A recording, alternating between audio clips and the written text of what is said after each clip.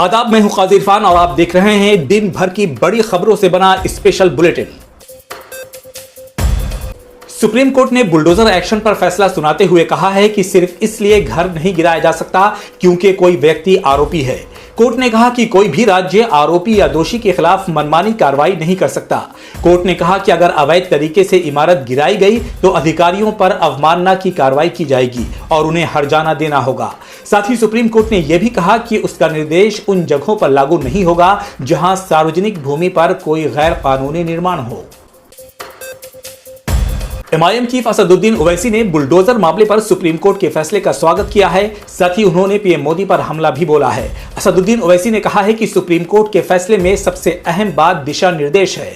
ओवैसी ने कहा कि उम्मीद है कि अब राज्य सरकारें मुसलमानों और अन्य समूहों को सामूहिक रूप से दंडित करने से रोकेंगी जो हाशिए पर हैं। असदुद्दीन ओवैसी ने कहा कि हमें याद रखना चाहिए कि किसी और ने नहीं बल्कि प्रधानमंत्री मोदी ने बुलडोजर राज का जश्न मनाया है, जिसे आज सुप्रीम कोर्ट ने अराजक स्थिति कहा है। नैनीताल के ऐतिहासिक जामा मस्जिद के खिलाफ सोशल मीडिया पर किए जा रहे भ्रामक प्रचार को लेकर मुस्लिम समुदाय में रोष और नाराजगी है। इस मामले में समाज सेवी हामिद अली और अंजुमन इस्लामिया कमेटी ने प्रशासन से सख्त कार्रवाई की अपील की है। इनका कहना है कि इस तरह का दुष्प्रचार न केवल मुस्लिम समुदाय को निशाना बना रहा है बल्कि इससे शहर की शांति और आपसी सौहार्द को भी खतरा हो रहा है।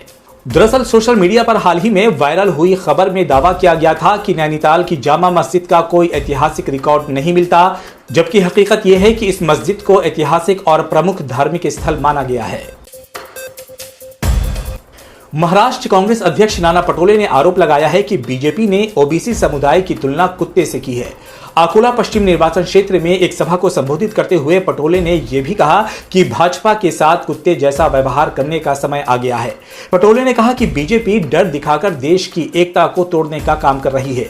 उन्होंने कहा कि बीजेपी वाले इतने मस्ती में आ गए हैं कि ये खुद को भगवान समझने लगे हैं। नाना पटोले की टिप्पणी पर तीखी प्रतिक्रिया व्यक्त करते हुए भाजपा के पूर्व सांसद किरण समैया ने कहा है कि इस तरह के बयान कांग्रेस की हताशा को दर्शाते हैं।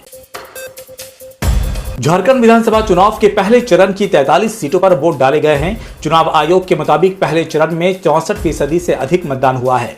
खास बात यह है कि मुस्लिम बाहुल्य 10 सीटों पर 70% से ज्यादा वोटिंग हुई है। चुनाव आयोग के मुताबिक फर्स्ट फेज में सरायकेला खरसावां जिले में सबसे ज्यादा वोटिंग हुई है। यहां 5 बजे तक 77% से ज्यादा मतदान हुआ है। दिल्ली की राउज एवेन्यू कोर्ट ने Delhi Waqf board money laundering मामले में ईडी द्वारा दायर सप्लीमेंट्री चार्जशीट पर संज्ञान लेना है या नहीं, इस पर अपना आदेश सुरक्षित रख लिया है। चार्जशीट में आम आदमी पार्टी नेता और ओखला से विधायक अमानतुल्लाह खान और उनकी पत्नी मरियम सिद्दीकी का नाम है। कल भी इस मामले पर कोर्ट में सुनवाई होगी। हमास ने इजरायली बंधक साशा ट्रूफानोव का एक वीडियो जारी किया है जिसमें ट्रूफानोव लेबनान में इजरायली सैन्य अभियानों के बारे में बोलते हुए नजर आए हैं। उन्होंने कहा है कि उनके और अन्य बंधकों के पास भोजन और स्वच्छता उत्पाद खत्म हो रहे हैं। बंधक ट्रूफानोव ने इजराइल के लोगों से अपील की है कि बंधकों की रिहाई सुनिश्चित करने के लिए सरकार पर दबाव बनाया जाए। इससे पहले भी हमास ने बंधकों के वीडियो साझा किए थे और ये इस तरह का तीसरा वीडियो है। नेतन्याहू ने ईरान के तेल संयंत्रों पर हमले की धमकी दी है। नेतन्याहू ने कहा है कि ईरान के हमले की स्थिति में इजराइल ईरान के तेल प्रतिष्ठानों पर हमला कर सकता है। नेतन्याहू का यह बयान ऐसे समय में आया है जब इजरायली राष्ट्रपति इसहाक हर्जोग अमेरिका के दौरे पर हैं, जहां वो अमेरिकी राष्ट्रपति जो बाइडेन से मुलाकात करने वाले हैं। तो ये थी दिन भर की बड़ी खबरें। ऐसी ही खबरों से बाखबर रहने के लिए हमारे चैनल को लाइक, सब्सक्राइब और शेयर करें।